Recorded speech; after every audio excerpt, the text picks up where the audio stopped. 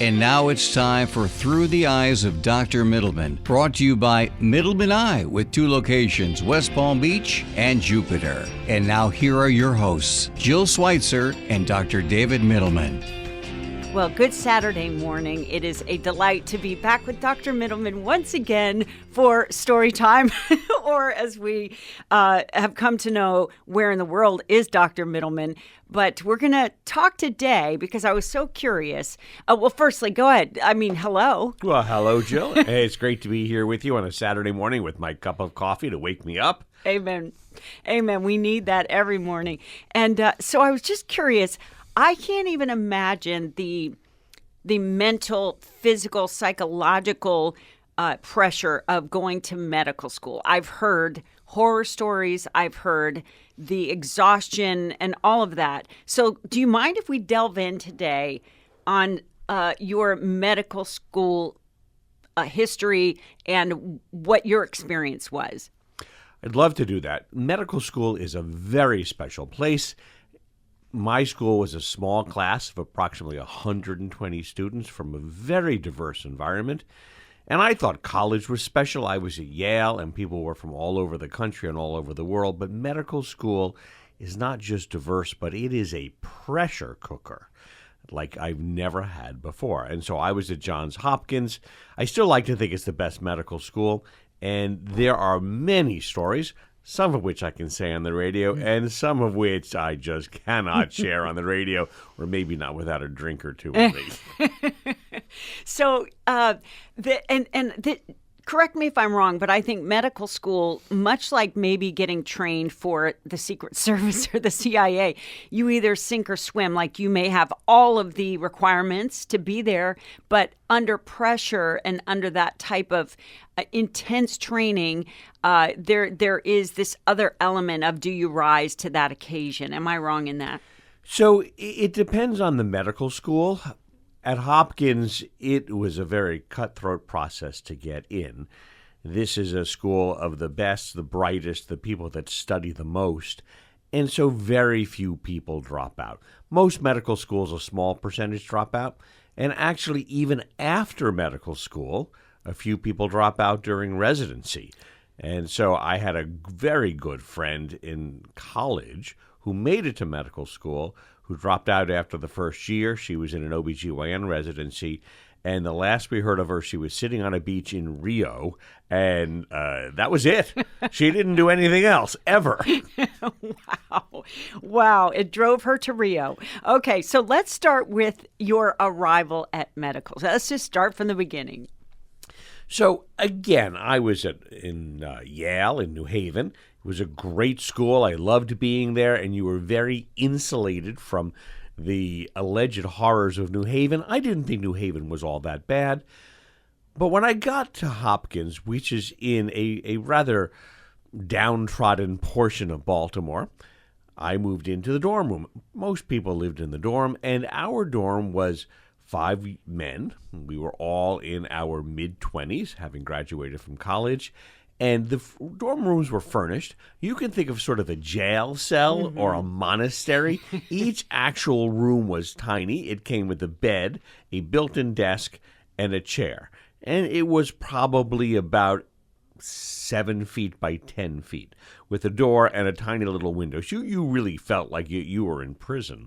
There was, however, a small kitchen, and there was a living room, and it came with dishes and with silverware, but there were no drinking containers. There were no glasses. There were no vases for flowers, as if we were going to get flowers. We didn't have much time to appreciate those things. And we all looked at each other and said, we need glasses. And just water glasses. None of us were really drinkers. And so none of us had any money. We really couldn't afford to go buy glasses. And so we all piled into a car. We drove about half an hour to the White Flint Mall, and we each opened up a J.C. Penney charge account. Ooh. Because with the J.C. Penney charge account came 6 free glasses. And so between the 5 of us, we got 30 free drinking glasses. And we got a combination of short tumblers and tall water glasses. We drove back. We parked the car. We get out of the car. And suddenly we hear bang, bang, bing, bing, bang, bang. And there was a shootout right outside our dorm. One of the bodega owners was chasing someone who had robbed him, and he was shooting at him. Well, we all dropped to the ground, rolled under the car. Every single glass broke as we dropped to the ground. Gosh. And we decided we would use our hands to drink water for the remainder of the academic year. So that was your beginning. Oh my gosh, that had to be a little bit terrifying. Like, if this is my first day or so, what is to come? It was terrifying, and we had orientation the next day. And they told us, don't walk outside. There's a tunnel between the dorm and the hospital, and you must use the tunnel. And after 10 o'clock, you must be accompanied by a guard through the locked tunnel. It was really terrifying. Wow, I had no idea. So not only were you getting your medical training, but you were taking your life into your own hands. We were scared to death. There really wasn't anything quite like it, except maybe SUNY Downstate. A great place to train for medical school and for residency. But when I got there for my interview for ophthalmology, and I thought I had seen everything in Baltimore, which is now actually a nice place, and there are stories about how it's changed. But I was looking for a parking space, and the guard said, oh, no, you can't park here. This is too dangerous. Go park in that lot. Stay in your car with the doors locked. I'll pick you up. I'll walk you to the hospital. And I said, oh, I'm not coming here. And I went to the payphone. This is payphone time, not cell phone times. I called up the residency program and I said, this is David Mittleman. I will not be coming for your interview. I'm so sorry. Scratch me off. I'd had enough of danger. Yeah, that's enough of that. So what, like with this, did you actually did surgeries during your residency? So the first 2 years, or your medical school, right. I should say. Medical school, the first 2 years are didactic. And you sit in a classroom with your 120 classmates, and there are lots of stories about that, and you learn. And towards the end of the second year, you learn diagnosis. And at the beginning of the third year, you go into rotations. You do surgery, you do pediatrics, you do OBGYN, and you learn everything there is to learn about medicine. It's quite different than the didactics. Most people love it. I found it a little bit more of an impingement on my time and my lifestyle. Even in medical school for the first 2 years, I found time to get student rush tickets once a week to hear the Baltimore Symphony Orchestra. It was spectacular. And I even went to hear operas at the Lyric Opera House. But going to rotations, you're on call every third night. You're awake every third night. And you don't get to go to home the next day as you do now.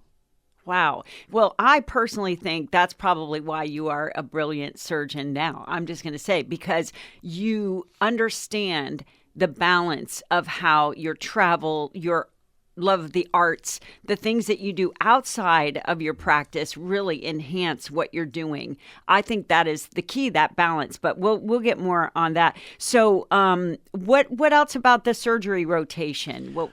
So when you wanted to become a surgeon, you wanted to be put on the gold team. Not that gold was shiny and beautiful. It is. I was put on the blue team. And the blue team is at the VA hospital. You actually get much more hands-on experience, but you're with the VA doctors at Hopkins, not with the leaders of thought at the main hospital who will write you letters of recommendation. I didn't really want to be a general surgeon. I wanted to be a surgeon of some sort. So there are two stories that come out of going to the VA. The first one is I woke up 5:30 in the morning, about a week into my 9-week rotation. I had moved out of the dorm. I was in a beautiful townhome. I shared it with two friends on the 3rd and 4th floor, 2 blocks from the Symphony Hall. But again, it was not a nice neighborhood. And I walked down at 5:15, 5:20 so I can get to the hospital at 6 a.m. And I'm walking, and I can't find my car. And I can't find it. And I'm walking around the block thinking, where did I park it last night at 1 a.m. when I got home? Because, of course, you're exhausted. And finally, my friend Barbara Centeno comes up. She lived in the neighborhood, and she said, did someone steal your car? Light bulb goes off. And I thought, oh, my God, someone stole my car. So I went right to where I thought my car was. And sure enough, there was glass on the ground. My car was gone. And so I called the police. I had a report.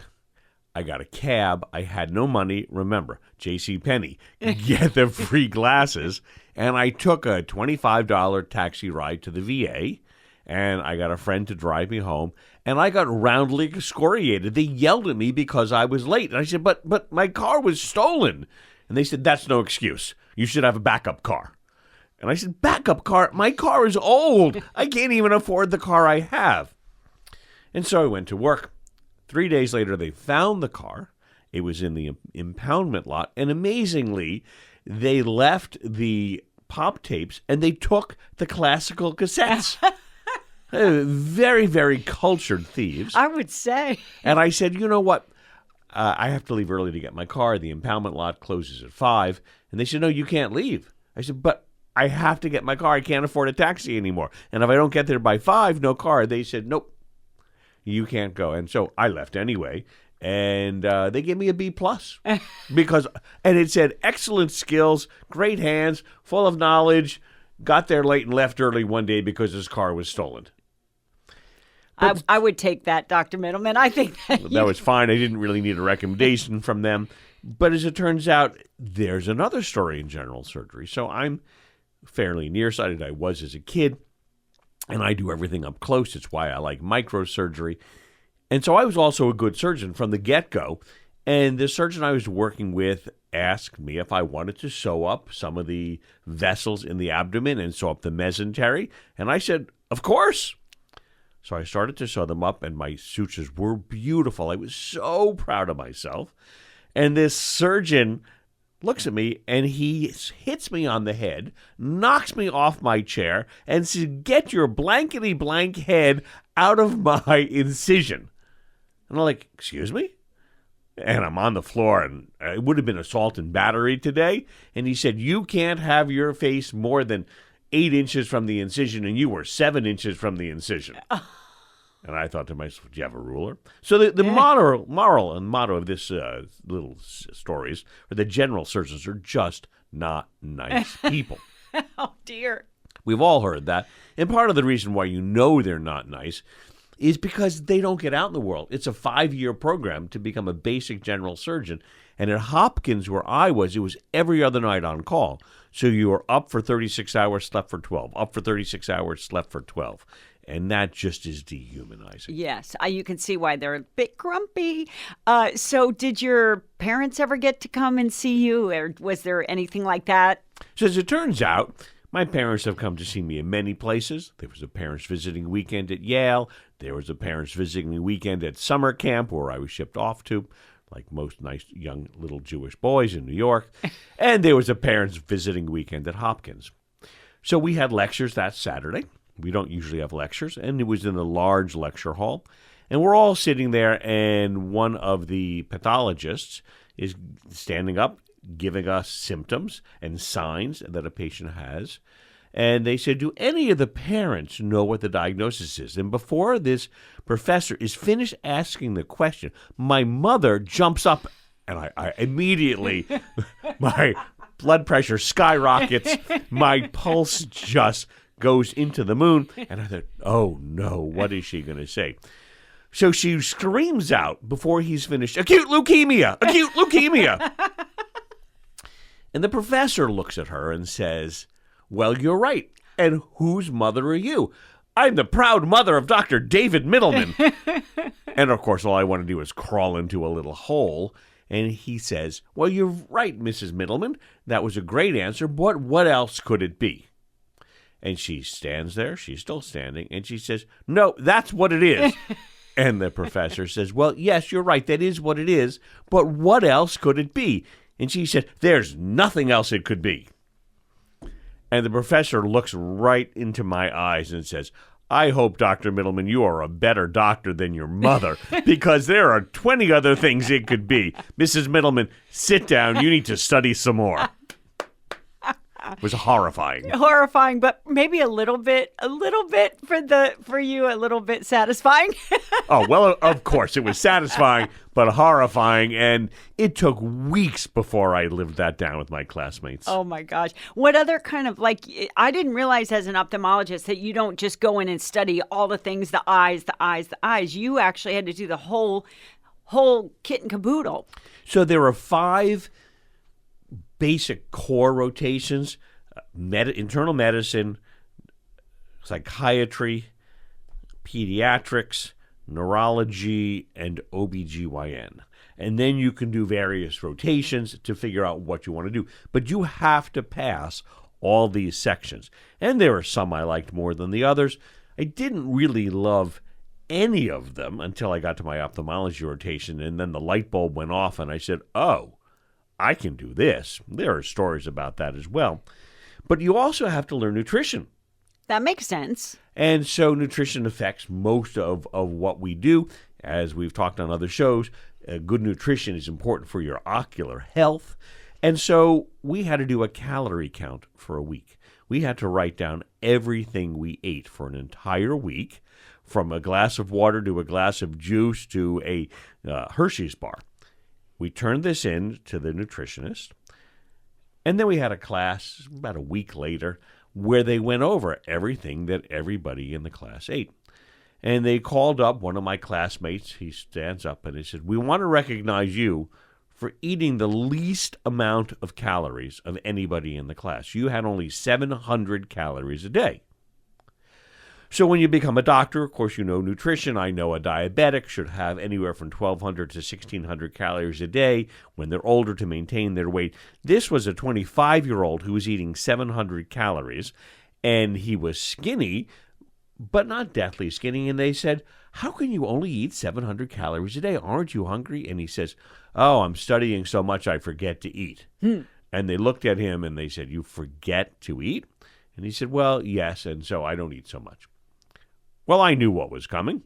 And they said, now we're going to have the person who had the most calories stand up. And oh no, please don't let it be me. Please don't let it be me. And sure enough, David Mittleman, please stand up. You had 7,500 calories a day over the last week. So the average male that age eats about 3,200 calories. I had more than double the number of calories. And they looked at me and said, well, we don't understand how you have that much time in the day to eat that many calories. I was also very skinny back then. And why aren't you 500 pounds? And I said, well, I'm studying a lot. Maybe not as much as my friend. Thank God they didn't say, we can see it in your grades. My grades were very good. And I said, well, you know, you're studying, so I have a 2-pound bag of Doritos. And I would polish off a 2-pound bag of Doritos in 20 minutes.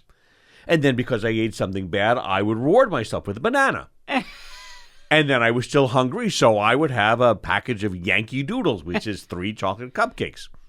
And then I'd reward myself after that with an apple to keep myself healthy.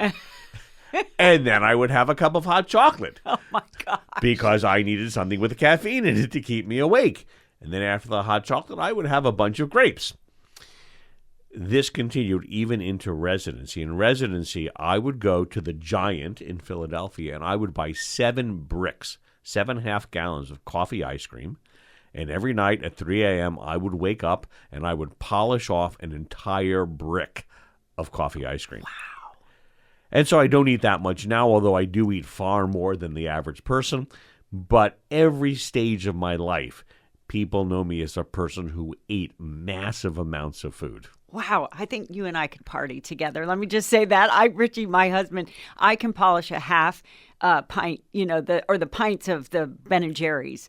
And he's like, how can you eat all that? I go, that's kindergarten time. Are you kidding me? You didn't know me in high school. My poison of choice was coffee ice cream. Oh, yeah. And I would have the brick and I would start eating a little slice and a little slice, and it would start to melt. And I know I can't let it melt. No.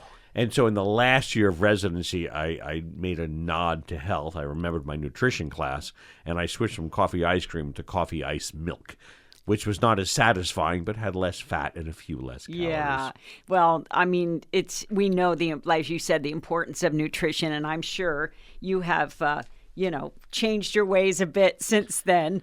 Oh, I eat more salads, but I have a sweet tooth. I do love my desserts. You and me, Dr. Mittleman, you and me. All right. So what other incidents can you recall from your medical school days? So one of the first things is about medical students is that they get every disease that they're studying. And there were two instances where I went to student health because I thought I was dying. I really did. And so we were studying anatomy. I had affectionately named our corpse Brutus, and Brutus was very nice. There were people who donate their bodies to science, and you treat them with the utmost respect, but you dissect them with three friends. And so we were dissecting Brutus. We were doing the lymph node system that day, and I went home and I found two bumps on my lower back. And I thought, oh, those are lymph nodes. So I went to my anatomy textbook. I had two of them, and I couldn't find the lymph nodes in the anatomy textbook. And I thought, I have lymphoma. I have some kind of metastatic cancer. And I was beside myself all night long. So the next morning, student health opened at 8:30. Lecture was 9. I went to student health, and I said, I have two enlarged lymph nodes. They're not supposed to be there. They're not in my textbook. I need to see the doctor. And I sit, and I sit. And 30, 40 years ago in medical school, it was no different than today. You have to wait at the doctor. I didn't have an appointment. 9 o'clock comes, and I've already spoken to the doctor, but he's excused himself from the room, and I think, oh, my God, he's getting back up. He's going to have someone break it to me that I'm not going to make it through medical school. And I had to leave. I had to go to lecture, and I did not miss lecture for anything. I did do my New York Times crossword puzzle and lecture to keep myself awake, but I didn't miss lecture. And I finally came back, and he had a third anatomy textbook and said, there are your lymph nodes in the third anatomy textbook. Not every textbook details every lymph node. And I thought, oh, I'm safe. But it happened all over again during the rotations in third and fourth year. And I had these severe symptoms of horrible fatigue. I couldn't stay awake. I was losing weight despite eating 7,500 calories a day. I was peeing all the time. And, of course, there's no Google. There's no AI. There's no Claude. And I go to my textbook and I look up the symptoms, and I already know what the answer is of severe fatigue and weight loss and urinating too much. And I said, I have diabetes. I finally done it. Diabetes runs in the family. Not until people are 80, 85, but I've gotten it because I've stressed my body too much. And I go to student health, and I tell the doctor, I can't stay awake. I'm so tired. And I can't seem to keep any weight on, and I'm just going to the bathroom all the time. And he looks at me and says, you're a medical student. And I said, no, I have diabetes. He says, no, you're a medical student. You have fatigue because you only get 8 hours of sleep, twice a week. And you have weight loss because you're not eating up at regular hours and regular food. And sure enough, at that point, I was eating, drinking, Ensure, because I didn't have time to go to the cafeteria. And you're peeing a lot because you're having a lot of coffee or tea to keep yourself awake. And I went, oh. You do have to think about these odd things. And the light bulb went off. But like most patients, like most people, your brain sometimes goes to the worst. You misinterpret symptoms and signs. Symptoms are things that you complain about. Signs are something the doctor sees. And, of course, when you're a doctor, you mix up symptoms and signs because you know too much. But this is a warning for patients all over the place. You have symptoms. Go to the doctor. Beware of what Google tells you. Yes. Because like my mother, symptoms can have multiple different causes. And my mother said one disease, there were multiple diseases. Symptoms can be caused by multiple things, sometimes benign and sometimes dangerous. So as a patient, if you have symptoms, don't self-diagnose. Medical students do it all the time. Doctors do it all the time, but you shouldn't. No, that's great advice. It really is. I've been a victim of that myself, and it's true. So how about... did you actually have patients that you would see or that you would work with personally? Did you get to that point in medical school? So you do. And on the rotations, you are the doctor. Okay. In the third and fourth year, you're the doctor in psychiatry. You're the doctor in internal medicine. Again, there are stories I can't tell from internal medicine.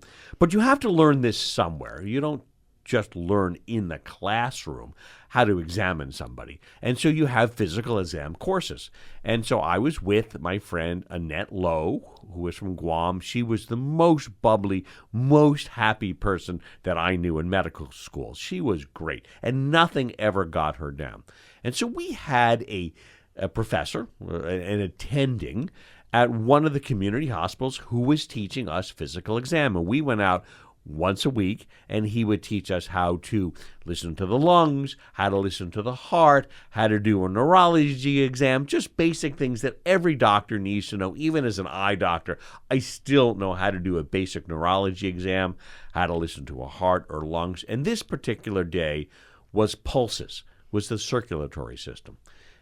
We go into a patient's room in this community hospital. It's a lovely hospital. And the professor, who looks like Marcus Welby, so a lot of the listeners will know who Marcus Welby is, but none of my staff do. Marcus Welby is an older, good-looking, kind doctor who knows everything and solves mysteries. Plays a doctor on television. Right. Great show. We go in, and Marcus Welby looks at us and says, "We're learning pulses today." He says to Annette, "I want you to tell me what this person's pulse is by feeling the pulses in his feet." So you have two areas, two main arteries in your feet, the dorsalis pedis and the tibialis posterior. Dorsalis pedis is on the top of the foot, the tibialis posterior is on the side. And Annette feels and feels, and she says, "I don't feel a pulse." And he says, No, try again. And Annette says, "I don't feel a pulse." Very perky. And he says, "Try again. Your entire grade depends on how well you do feeling pulses." And so she tries again. She says, 72. There's a pulse of 72. The attending looks at me and says, "Okay, Dr. Mittleman, your turn." So I try to feel the pulse, and I say, "I don't feel a pulse." "Well, like Dr. Lowe, you have to feel a pulse." I don't feel a pulse. And he says to me finally, "Well, if you don't feel the pulse, you will not pass the course today." And I said, "There is no pulse. I don't feel a pulse." He looks at Annette and said, "There is no pulse. You fail. You get an F for the day." He has no pulse. He's having his leg amputated. Tomorrow, there's no pulse. It's gone. Oh, my. Annette ran out of the room, bawling her eyes out.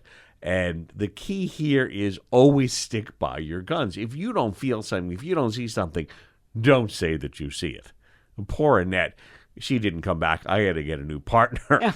Oh, that's tough. I mean, it was a little bit like a fake out just to see how under pressure are you really going to. And that's exactly it. You have to know, can you stick to your guns? Can you really determine between what is real and what is not real as a doctor? And if patients are complaining of something, is this true symptoms or is this just in their mind? Well, Dr. Mittleman, you are just a wealth of information on so many different topics, and I can't wait until next week, Saturday, 8 a.m., for another Through the Eyes with Dr. Mittleman of Dr. Mittleman. I always just enjoy our chitty chat so much. So do I. It's great to speak about things that happened a long time ago, but they still have relevance today between patients and friends and family. So thanks for listening. I really appreciate it. We're always here at Mittleman Eye. We're listening. Thank you for listening to Through the Eyes of Dr. Mittleman here on Legends Radio. You can tune in every Saturday morning at 8 a.m. for another edition, brought to you by Mittleman Eye, 561-500-2020 or mittlemaneye.com.